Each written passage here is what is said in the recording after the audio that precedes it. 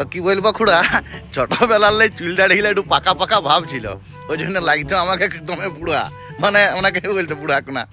তো কি বলবো খুড়া, ছোটবেলার থেকে চুল দাঁড়িয়ে একটু কাঁচা পাকা ছিল, ওই জন্য লাগতো আমাকে বুড়া। আর দেখো খুড়া কলপ করে চলে আসছি, তোমরা কমেন্ট করে জানাও কেমন লাগছে, বুড়া নাকি ছোঁড়া। তো খুড়া বিশেষ করে তোমাদের কমেন্ট তো আমি ম্যাক্সিমাম কমেন্টটাই পড়ি, তো তোমাদের কমেন্টের একটা জিনিস লক্ষ্য করলাম যে তোমরা বহুদিন ধরে একটা জিনিসই খুঁজছো যে খুড়া বহুদিন ধরে মধু খুড়ার গল্প আসছে না, সেই চাচকি মারা গল্প, সেই খিস্তি মারা গল্প। তো মধু খুড়ার একটা সেই লেভেলের গল্প নিয়ে আসছি তোমাদের রিকোয়েস্টে। তো একটা কথা বলবো, যারা মুরব্বী লোক আছে ও যারা বাচ্চা খানা আছে গল্পটা এন্ট্রি মারি বেড়াইবো। মধু খুড়ার গল্প যেমন ইন্টারেস্টিং তেমনি একটু কটু কথা থাকে, তো ওই জন্যই খুড়া বলছি হেডফোন নিয়ে শুনবে, নাহলে ঘরের এরকম 1/2 কিলোমিটার বেড়াই নিয়ে শুনবে। মধু খুড়ার গল্প না যেমন মজা আছে সেরকম একটু ভাষাভাষি।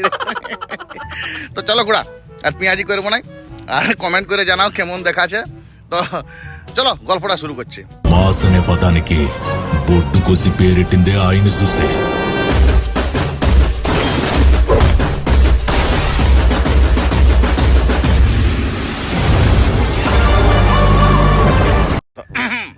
মানে বিষয়টা হয়ে গেছে খুড়া, কার্গিলের যুদ্ধ চলছে।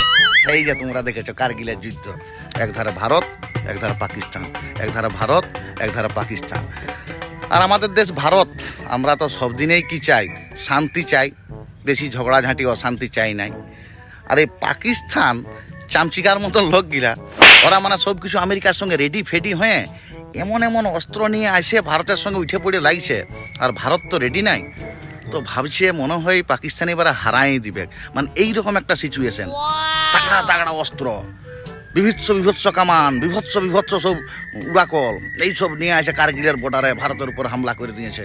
তুমুল যুদ্ধ চলছে, এইদিকের লোক গুলি সেই দিকের লোক গুলি, কিন্তু ভারত ওদের সঙ্গে পাইরে উঠছে নাই। অত সেই অত্যাধুনিক যন্ত্র আগের তো রেডি হয়েছিল, আর ভারত তো রেডি নাই। ভেবেছিল যুদ্ধ হবে নাই মনে হয়, কিন্তু ওরা আজকে অ্যাটাক করে দিয়েছে, এতক্ষণে কাউন্টারে কি হবে, ভারত তো হারিয়ে যাবো হচ্ছে। এটা কি মানা যায়? এইরকম সময় দেশে তো হেনকালে দমে চিন্তা, পাকিস্তানের মতন একটা পুদরু দেশে যদি আমাদেরকে হারায় দেয় তাহলে কি হবে। যতকে রাষ্ট্রপতি, যতকে প্রধানমন্ত্রী, যতকে সেনাপ্রধান, যত মুখ্যমন্ত্রী, যত যা লোক আছে সবকে ডাকে সেই লেভেলের মিটিং বসা হইলো। কি হবে আজকে এখন পাকিস্তানকে কাউন্টার করার অস্ত্র কোথা পাবি? এদিকে যদি ইসরায়েলের থেকে অস্ত্র আনি দেরি হয়ে যাবে, তৎকে তুই আমাদের পঙ্গা মেরে ঠোঙা করে দিবে। রাশিয়ান হয় জাহাজগুলা ভেজেছে, কিন্তু আসতেও তো 3-4 দিন লাগবে জাহাজ। তাহলে এই মুহূর্তে কি করা যায়, বিভিন্ন রকম টেনশনে পাকিস্তানের মতন পাদরু দেশের কাছে যদি হারিয়ে যায় মান সম্মানের ব্যাপার, তাহলে এই মুহূর্তে কি করা যায়। দিয়ে সবাই মিলে একটা ডিসিশন নিল, যত রাষ্ট্রপতি, মুখ্যমন্ত্রী, প্রধানমন্ত্রী বলছে এক কাজ করো, অনেক ব্রিলিয়ান্ট লোক আমাদের দেশে আছে, তার থেকে বেশি ব্রিলিয়ান্ট লোক তো বাঙালি। বলছে একটু পশ্চিমবঙ্গের দিয়ে ঘোষণা করে দেখো দেখি যে এই যুদ্ধে কি করা যায়, নিয়ে তাদেরকে সেই রকম ফেসিলিটি দেওয়া হবে। তো হেন কালে মধু খুড়ার কাছ খবরটা চলে এসেছে। মধু খুড়া সোজা চলে গেছে রাষ্ট্রপতির কাছে। বলছে দেখাবো যুদ্ধটা আমি জিতাই দিব, কিন্তু আমাকে কি দিবে। বলছে খুড়া তুই যা লিবিব, মানে তো যেত ইচ্ছা।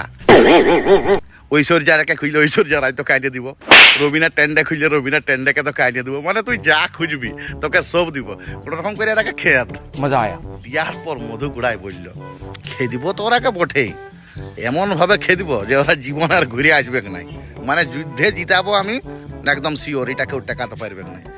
মানে রাষ্ট্রপতি, প্রধানমন্ত্রী তখন সবাই ওর হাত ধরে নিয়েছে, বল মারি, বল তোর কি লাগবে বল, তুই যেটা বলবি সেটা দিব, মানে যেমন হোক করে তোকে জিতাতেই হবে। বলছে বেশি কিছু নাই রে, 100 কানেক বন্দুকওয়ালা লোক, বলছে 100 কানেক বন্দুকওয়ালা লোক হয়ে যাবে। বলছে হবে না, মানে বেশি হয়ে যাবে। বলছে দেখ মারি তুই ফুটাবি নাই তো, তোর ট্যালেন্টটা দেখাবো, ট্যালেন্টটা।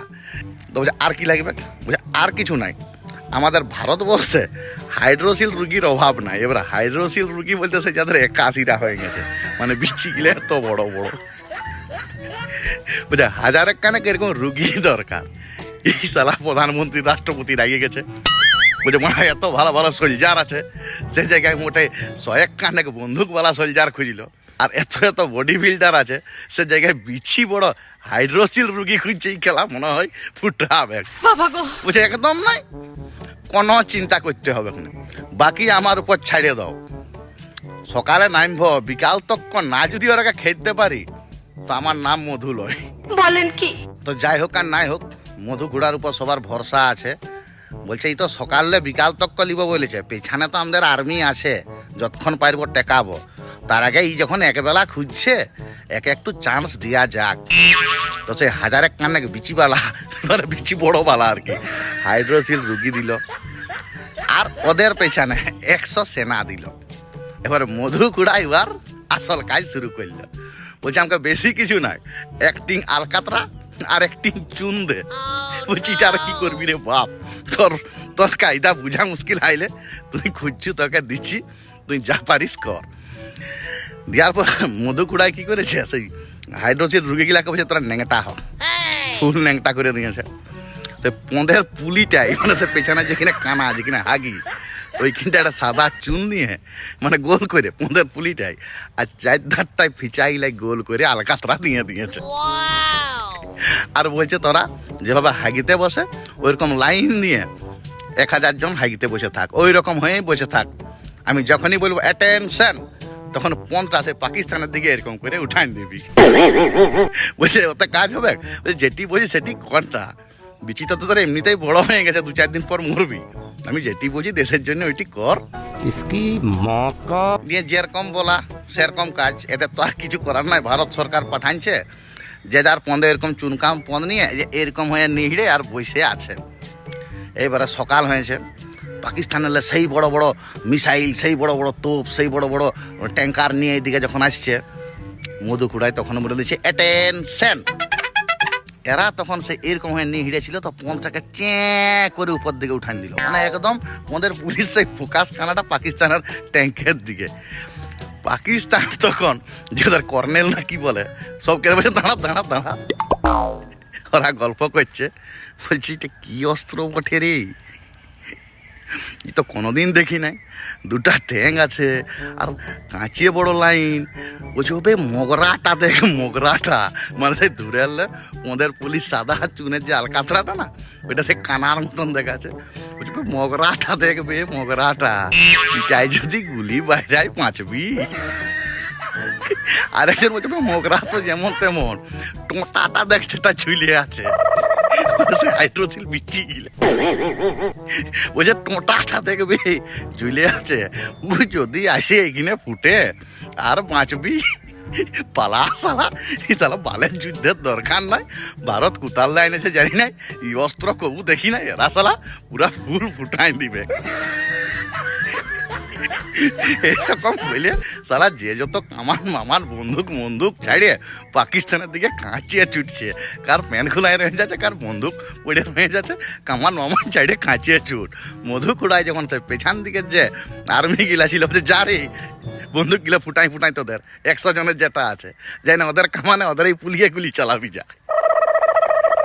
এই 100 জন তখন ছুটে যায়, ওদের এই অস্ত্র ধরে ওদেরকে ফুটায় কেটে ঘর পাঠান দিল। এই হচ্ছে মধু কুড়ার ট্যালেন্ট। তো এরকম গল্প আরও শুনতে গেলে তোমরা অবশ্যই কমেন্ট করবে, গল্প ভালো লাগলে লাইক করবে, কমেন্ট করবে, আর সেই সমস্ত ছেবলা ছেবলা বন্ধুদের শেয়ার করে দিবে যারা এরকম গল্প শুনতে ভালোবাসে। তো আরেকটা কথা বলছি কুড়া, যে তোমাদের একটা লাইক, একটা কমেন্ট মানে তোমাদের কাছে কিছু লয়, কিন্তু আমাকে অনেকটা মোটিভেট করে, মানে আমাকে ভালো লাগে যে এতগুলা খুঁড়ায় আমার মন নিয়ে আমার রোস্টিং দেখে বা আমার প্রতিবাদ ভিডিও দেখে বা এরকম ছেবলাম গল্প শুনে। তো চলো খুড়া, ভিডিও আর বেশি বড় করবো নাই, যদি ভালো লাগে অবশ্যই লাইক করবে, কমেন্ট করবে, শেয়ার করবে, তবে না গাটা বল জানাবে। মধু কুড়ার এরকম গাদা গল্প আছে আরও, তোমরা যদি কমেন্ট সেই লেভেলের পাই যে আরও চাই মধু কুড়ার গল্প, তো আরও ইয়াল্লো রোমান্টিক গল্প দিয়ে যাবো। তো এখনকার মতন খুড়া